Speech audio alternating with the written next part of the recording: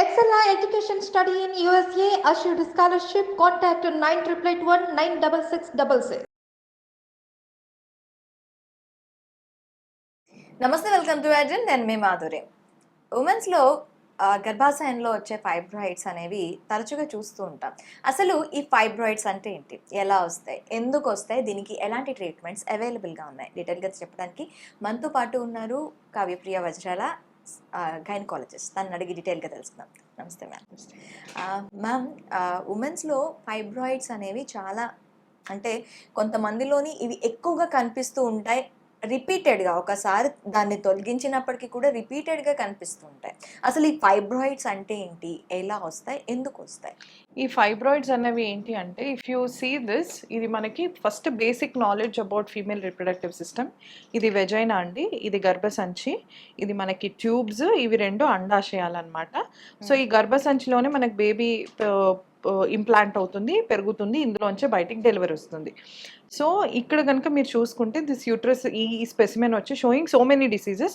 అందులో ఒకటి ఫైబ్రాయిడ్ చూపిస్తుంది. మీరు ఇక్కడ కనుక చూసుకుంటే గడ్డల్లాగా తెల్లగా అవి ఒక మజిల్, ఇది మస్కులర్ లేయర్ అనమాట యూట్రస్కి. ఆ మజిల్ నుంచి వస్తున్నాయి. ఓకే, ఇవి ఇక్కడ వచ్చాయి, కానీ ఇవి లోపల ఉండొచ్చు, మజిల్లో ఉండొచ్చు, బయట కూడా ఉండొచ్చు, గర్భసంచి ముఖద్వారం దగ్గర కూడా ఉండొచ్చు అనమాట. సో ఇవి ఎందుకు వస్తాయి అన్నది మనకి కరెక్ట్ కాజ్ అన్నది తెలియదు ఇప్పటిదాకా. బట్ థియరీస్ ఏం చెప్తాయి అంటే, కొన్ని జీన్స్, ఓకే, జెనెటిక్ ఇష్యూస్ కానీ, లేకపోతే hormonal imbalance, especially okay estrogen ప్రొజెస్ట్రాన్లో మనకి ఏమైనా ఇంబ్యాలెన్స్ ఉన్నా, కొన్ని హెరిడిటరీగా తల్లికి ఉంటే బిడ్డకు ఉండడం అట్లా కూడా వస్తాయి అన్నమాట. బట్ వన్ పర్టికులర్ కాజ్ అన్నది అయితే ఏమీ లేదు. ఈ యూట్రైన్ ఫైబ్రాయిడ్స్ చాలా వరకు మనకి క్యాన్సరస్, అంటే క్యాన్సరస్ అనే అంటాము, ఎందుకంటే this is unwanted mass growing in the uterus కాబట్టి. కానీ చాలా వరకు ఇది హార్మ్లెస్, జస్ట్ గడ్డ పెరిగింది తీసేస్తాం అంతే. కానీ కొన్నిట్లో మాత్రం 1 to 5% ఆఫ్ లియోమయోసార్కోమా అన్న ఛాన్సెస్ అయితే ఉంటాయి. అలాంటివి చాలా danger, they are very aggressive. Okay, అంటే ఇప్పుడు ఈ ఫైబ్రాయిడ్స్ అసలు ఎందుకు వస్తూ ఉంటాయి? అదే అంటున్నాను, కారణం అన్నది అంతగా తెలీదు మనకి. ఓకే, ఎవరిలోనైనా రావచ్చు, ఎవరిలోనా రావచ్చు, ఎప్పుడన్నా రావచ్చు. మోస్ట్లీ నేను చూసింది అయితే ఇప్పటి వరకు మోస్ట్లీ ఆఫ్టర్ 20 years చూస్తూ ఉంటాం. Okay, after 20 years. అంటే బిఫోర్ మ్యారేజ్ కూడా ఇవి కనిపించే అవకాశాలు ఉంటాయి. ఇది ఉన్నాయి అని చెప్పి మనకి గర్భాశయం లోపల కాబట్టి మనకు తెలియదు. ఇవి ఉన్నాయని సిమ్టమ్స్ ఏమైనా ఉంటాయా? ఎస్, కొందరికి చాలా మందికి బ్లీడింగ్ ప్రాబ్లంతో వస్తారు. ఓకే, కొన్ని ఫైబ్రాయిడ్స్ ఫంక్షనల్ ఉంటాయి అన్నమాట. అవి ఈస్ట్రోజన్ అవి కొంచెం ఎక్కువ సెక్రెట్ చేస్తూ ఉంటాయి.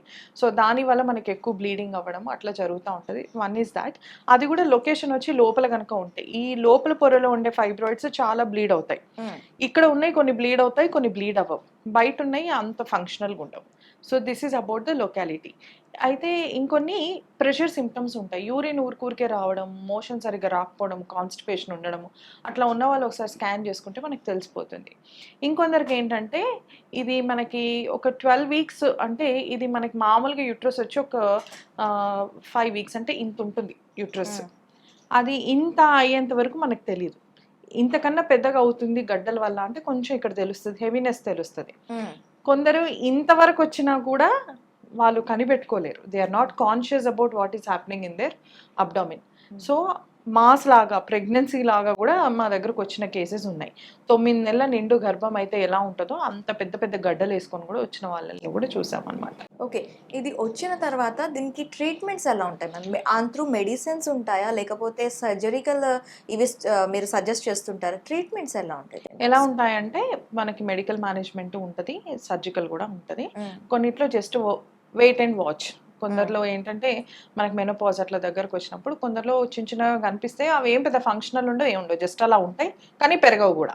బికాజ్ మెనోపాజ్ టైంలో మనకి పెద్ద హార్మోన్స్ ఉండవు, ఓవరీస్ డామినెంట్ అయిపోతాయి కాబట్టి మనకి అంత కూడా మనకు తెలియవు అనమాట. అయితే మెడికల్ మేనేజ్మెంట్ ఎట్లాంటి వాళ్ళలో అంటే కొన్ని ఆపరేషన్ చేసేంత పెద్దవి కాదు, అట్లానే ఇగ్నోర్ చేయాల్సినంత చిన్నవి కూడా కాదు, 1 to 2 centimeters ఉంటాయి. అట్లాంటివి మనము మెడిసిన్స్ పెట్టి మనము వాటిని ఆపేయచ్చు.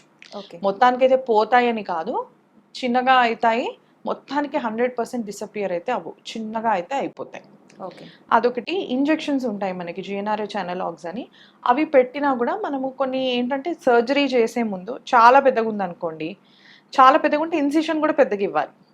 సో వాటిని ష్రింక్ చేయడానికి కొన్ని ఇంజెక్షన్స్ ఉంటాయి. సో దట్ మనం ఇన్సిషన్ కూడా చిన్నగా ఇచ్చుకోవచ్చు, స్పెసిమెన్ కూడా ఫాస్ట్గా తీసేయచ్చు. సో జిఎన్ఆర్హెచ్ అనలాగ్స్ ఇంజెక్షన్స్ ఉంటాయి. దాని సైడ్ ఎఫెక్ట్స్ వచ్చి మనకి కాల్షియం లాస్, బోన్ లాస్ ఉంటుంది. సో ఆ సైడ్ ఎఫెక్ట్ మనము పెట్టుకొని థాట్లో పెట్టుకొని మనము ట్రీట్మెంట్ ఇవ్వాలన్నమాట. సైడ్ ఎఫెక్ట్స్ అంటే ఎలాంటి సైడ్ ఎఫెక్ట్స్ ఉంటాయి? బోన్ లాస్ అయిపోతుంది, తొందరగా ఫ్రాక్చర్స్ అవుతాయి. And we cannot give it for more than 6 months. Okay, ఎక్కువగా ఇవ్వలేము అట్లా అన్నమాట. మనం వాళ్ళకి మెడికేషన్ లో ఎక్కువ ఉంచలేం. So Exactly. అలా మెడికేషన్స్ లో లేని వాళ్ళకి మీరు అంటే తొందరగా తగ్గాలి అనుకుంటారు. ఇలాంటి ఇష్యూస్ ఉమెన్ క్యారీ చేయడం అంటే చాలా కష్టం. True. తొందరగా తగ్గిపోవాలి అనుకుంటారు. True. ఇప్పుడు మెడికేషన్ కి వెళ్తే బోన్ ఇష్యూస్ అంటున్నారు. ఇలాంటి వాటిలో అంటే ఇంకా మెడికేషన్స్ కూడాను వాళ్ళు అంటే రెస్పాండ్ కాలేదు అని అనుకునేటప్పుడు వాళ్ళకి ఇచ్చే సజెషన్ ఏంటి? సర్జికల్ అంటే అది మాత్రమే తీస్తారా? కొంతమంది యూట్రస్ కూడా తీస్తూ ఉంటారు. యూట్రస్ తీయాల్సిన అవసరం అంటే ఇప్పుడు 45 ఏళ్ళకి వాళ్ళకి వచ్చినాయి ఫైబ్రాయిడ్స్. వాళ్ళలో యూట్రస్ ఉండి ప్రాబ్లం ఇదే కదా. ఇట్ ఈస్ అగైన్ మళ్ళీ ఇంకో ఫైబ్రాయిడ్ రాదని గ్యారంటీ ఉండదు. ఓకే, సో అలాంటి వాళ్ళలో పెద్దగా ఉంది ఫైబ్రాయిడ్ అంటే తీసేస్తాం. ఓకే, యూట్రస్ కూడా తీసేస్తాం. అట్లనే కొన్నిసార్లు వదిలేసిన 1 to 5% leiomyosarcoma chance. Severity of the other part of the cancer, the malignant part, అది కూడా రాకుండా ఉండాలి ఆ ఏజ్ లో అని చెప్పి కూడా తీసేస్తాం. చాలా వన్స్ ఇవి వచ్చిన తర్వాత వేరే ఆర్గాన్స్ కూడాను ఇది ఎఫెక్ట్ చేసే అవకాశం. పారాసైటిక్ ఫైబ్రాయిడ్స్ అని కొన్ని ఉంటాయి. అవి ఏంటంటే మనకి బయట పెరుగుతూ కొన్నిసార్లు బ్లడ్ సప్లై ఇంటెస్టైన్స్ నుంచి కూడా తీసుకుంటాయి.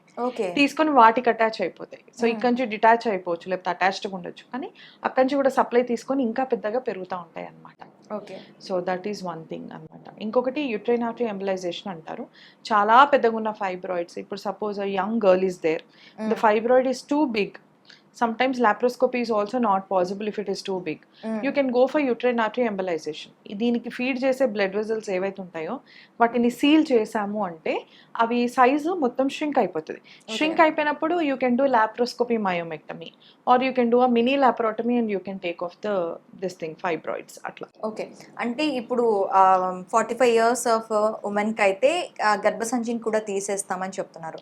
అదే బిఫోర్ మ్యారేజ్ లో కూడా మనం ఇవి చూస్తూ ఉంటాం కదా. సో ఆ టైంలో మీరు ఇచ్చే సజెషన్స్ ఏంటి వాళ్ళకి? Depending upon the size. Okay, size కనుక 5 centimeters కన్నా చిన్నగా ఉంది, ఇంజెక్షన్స్ ఇచ్చేస్తాము. ఓకే, లేదు పెద్దగా ఉంది, ఒక 12 weeks సైజ్ అట్లా ఉంది, లాప్రోస్కోపీ చేస్తాము. లేదు ఒక 9 months ప్రెగ్నెంట్ అంత ఉంది ఫైబ్రాయిడ్ అంటే ఎంబలైజ్ చేసి లాప్రోస్కోపీ రిమూవల్ ఆఫ్ ఫైబ్రాయిడ్ చేస్తాం.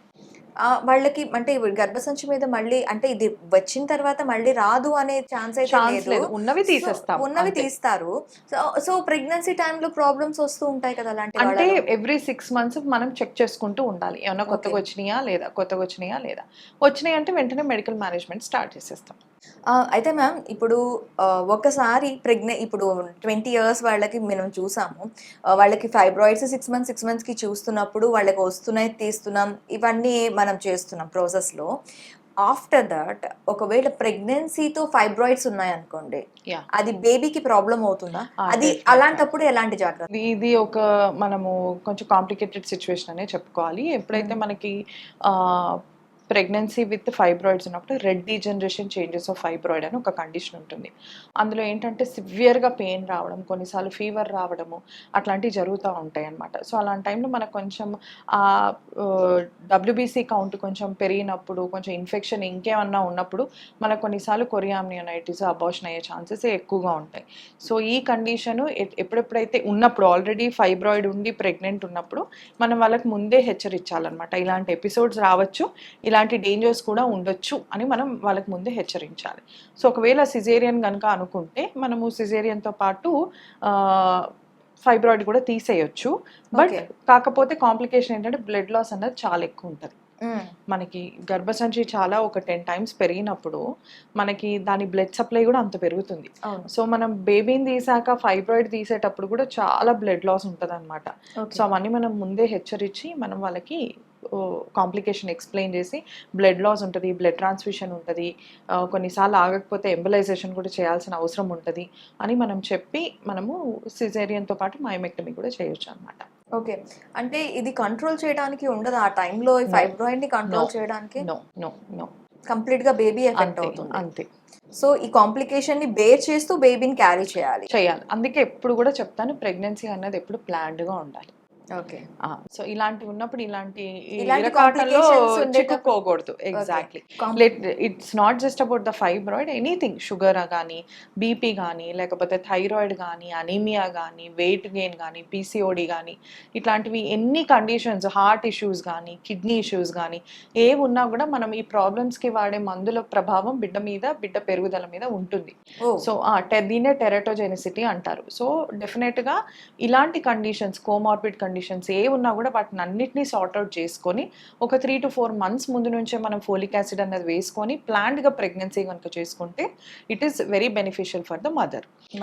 అండ్ నాట్ జస్ట్ దట్ ఇట్లా హెల్త్ ప్లానింగ్ అనే కాకుండా మనకి ఫిజికల్గా కూడా you have to be fit, మెంటల్గా కూడా you should be prepared for pregnancy. And also support system కూడా మనం ప్రెగ్నెంట్ అయితే ఎవరు వస్తారు, మదర్ సపోర్ట్ ఉంటుందా, ఇన్లాస్ ఉంటారా, సిబ్లింగ్ సపోర్ట్ ఉంటుందా, అన్నీ చూసుకొని ప్లాన్డ్గా ప్రెగ్నెన్సీ చేసుకోవాలి. ఇంకొకటి ఫైనాన్షియల్గా కూడా.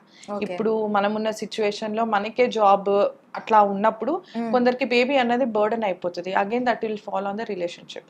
సో ఇవన్నీ కూడా చూసుకొని financial, physical, mental and support system ఇవన్నీ చూసుకొని ప్రెగ్నెన్సీ అనేది ప్లాన్డ్గా చేసుకుంటే you will have a very smooth pregnancy. Okay, thank you ma'am, thank you very much. Yeah.